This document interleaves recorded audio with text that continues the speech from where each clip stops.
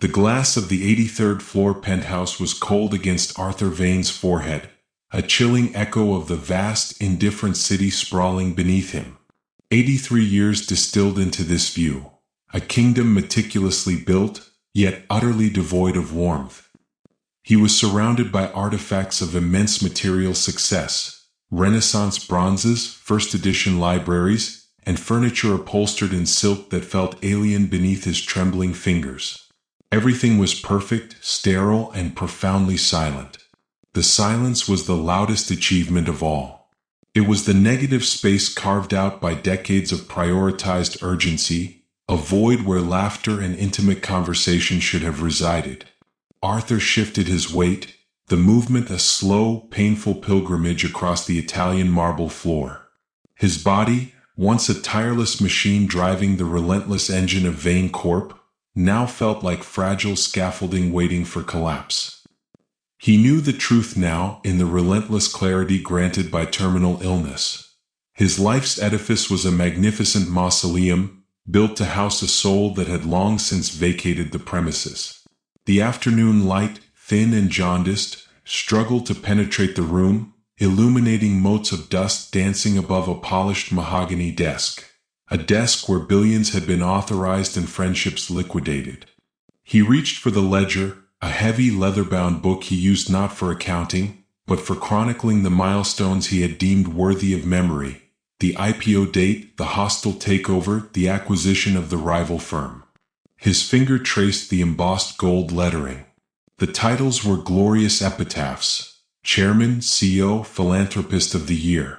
But underneath the titles, the ink felt thin, almost transparent. He had traded sensory experiences for intellectual conquests, exchanging the scent of rain on dry earth for the acrid smell of fresh bond paper and cheap airport coffee. What did it matter now that he had mastered corporate finance and international arbitrage? The markets were still churning, indifferent to the imminent cessation of the man who had briefly dominated them. A sudden spasm of coughing brought him to his knees, clutching the edge of the desk. When the fit subsided, the metallic tang of blood in his mouth was a sharp, unforgiving reminder of his temporal limits. It was not the fear of death that gripped him, but the terrifying realization that he was leaving nothing behind that possessed genuine gravitational weight. He remembered Alara, his wife, whom he had courted with vigor and then proceeded to ignore with systematic efficiency, replacing emotional presence with expensive jewelry. She had filled the vast spaces of their life with quiet grace, her initial hopes slowly receding like a tide that never truly returns, leaving only smooth, barren sand. He recalled the moment she told him she was leaving, not divorcing, but simply moving to the guest wing.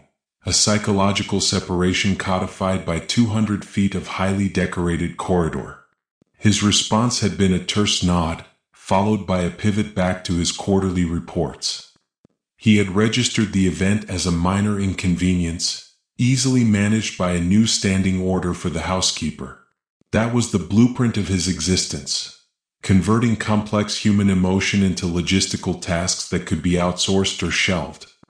He thought of their son, Michael, a quiet, soulful boy who had tried desperately to gain his father's notice, submitting his childhood drawings to the man who only cared for profit charts. Michael had eventually given up, fleeing the family empire for a meager existence teaching literature in a small college town 3 states away, a deliberate act of self-exile. Arthur had dismissed Michael's life choices as softness, a failure to grasp the necessary ruthlessness required to succeed in the real world, the world Arthur had defined. Now the real world felt like a gilded sepulchre. The billions amassed could not buy back the evening Michael had called, excited about publishing his first poem. Arthur hadn't taken the call. He was negotiating a leveraged buyout of a logistics company that was now, ironically, facing bankruptcy proceedings. The poem had been dedicated to Alara. Arthur had found a printed copy tucked away in her Bible after she passed, titled, "The Man Who Only Reads Ledgers." The cruelty of the title was not malicious, but observational, a lament whispered across the chasm of paternal disconnection. He stood up, walking toward the expansive gallery wall dedicated to his lifetime awards.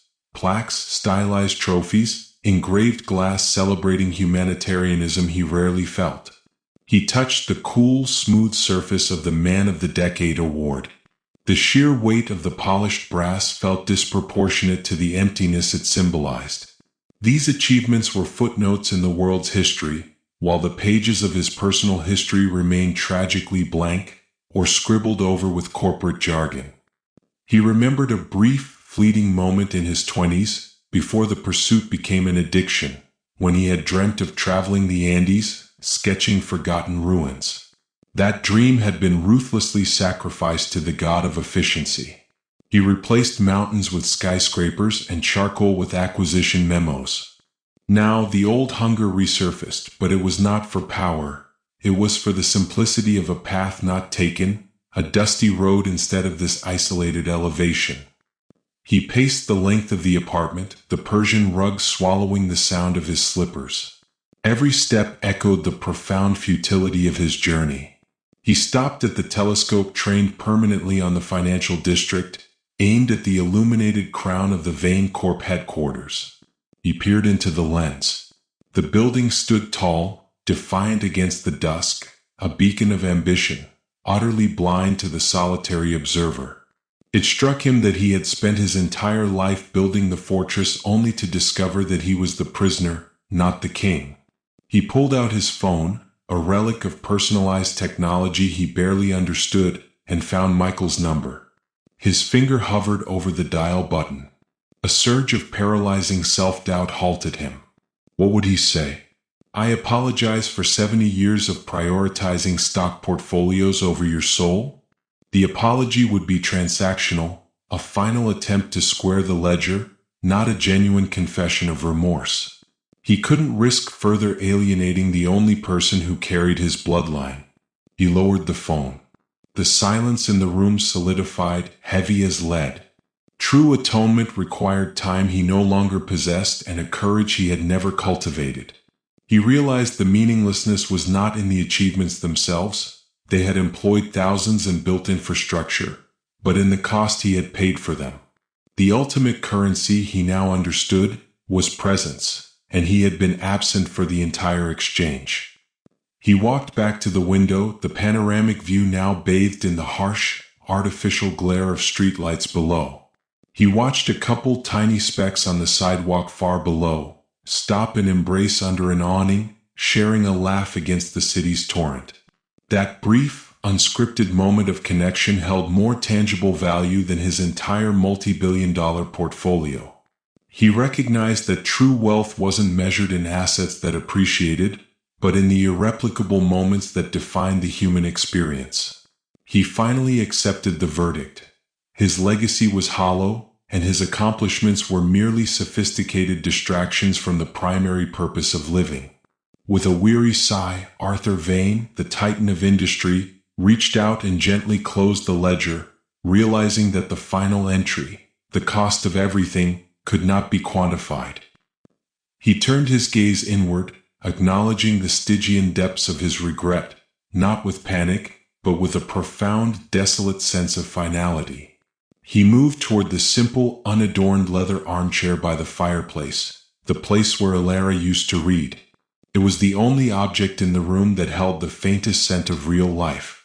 As he settled in, the vast, imposing city lights began to blur into a soft, ethereal tapestry.